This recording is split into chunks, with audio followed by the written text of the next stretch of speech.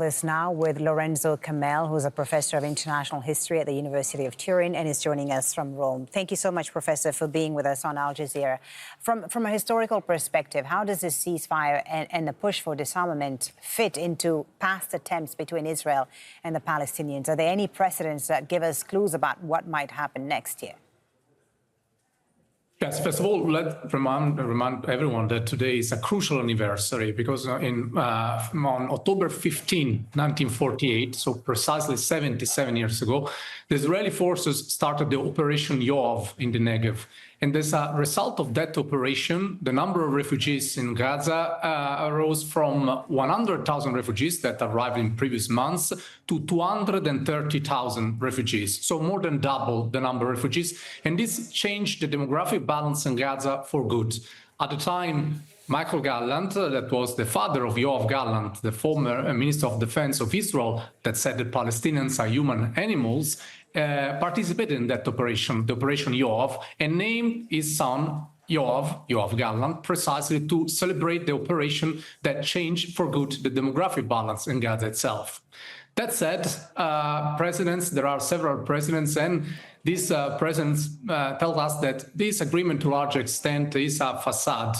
It's a facade in which all actors have acted as if they agreed about all points that were there, but actually they agreed just on the exchange of hostages and of prisoners and so on. On all other aspects, if you look at the details, they completely disagreed and they did not accept. So for instance, Israel was very clear. Netanyahu was just 1 meter away from Trump in saying that they won't accept the Palestinian National Authority in Gaza. Hamas itself never said that they will hand over the weapons. It just said it will hand over to a Palestinian state when a state will be established. So once again, we can continue, and some aspects were just mentioned, but it is clear that it's just a facade. It's a kind of a Palestinian Versailles in which the main actors are there to enable the war to turn the page, but then we know the structural violence will be there, will remain there precisely as it was, and perhaps even worse. It was great to get the historical perspective and context there, Professor, on October the 15th and what it's meant for Palestinians. And judging from what you say, given the past, it's really difficult to see how Israel will live up to its commitments under this deal. We have also another actor here, the U.S. President, Donald Trump, which has threatened Hamas and pushing them to disarm in phase 2 of the plan, something, as you said, Hamas has never really agreed to. And historically, armed groups in the region rarely disarm without major political guarantees, right? So do you see Hamas disarming under the current conditions? And what do you think the guarantees would be if they were to agree to disarm?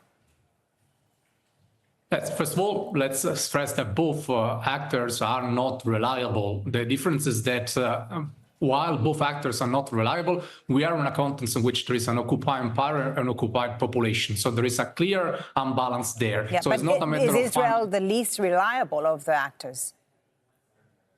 Yes, let's say that I think that both are quite non-reliable, but once again, having an occupying power, a nuclear power, and millions of people under occupation, it's clear that the structural situation is there. Then you said about deal. I want to remind you that what Moshe Dayan, Israeli general, said that if you want to make peace, you make peace with your enemies, not with your friends. So from the perspective of the Palestinians, if you think Menachem Begin, Yitzhak Shamir, they were the head of the organization that committed major crimes against Palestinian civilians, and they became prime minister of the state of Israel. And also today, of course, the Israeli authorities are perceived by Palestinians as a permanent occupier that denied their right of self-determination. And Netanyahu itself was, there is a warrant for him by the International Criminal Court. So we go back to the words of Moshe Dayan: if you want to make peace, you speak with your enemies and not with your friends. And this applies to Israelis and Palestinians alike.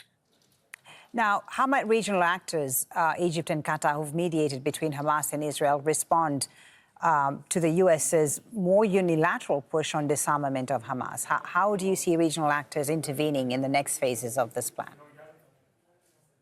Yes, first of all, I mean, Egypt is a crucial actor. It's the second, since the Second World War, Egypt is the second recipient of U.S. aid.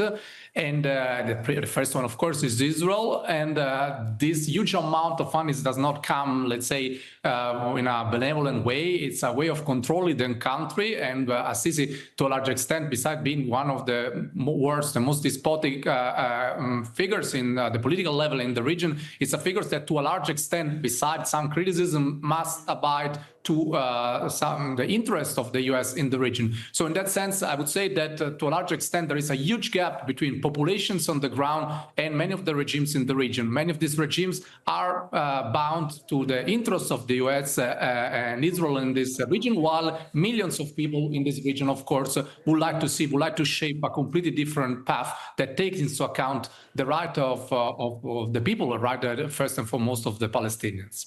Professor, always good to talk to you. Thank you so much for bringing us the historical perspective and context to this situation in the region. Thank you so much, Professor Lorenzo Kamel from the University of Turin, joining us there from Rome.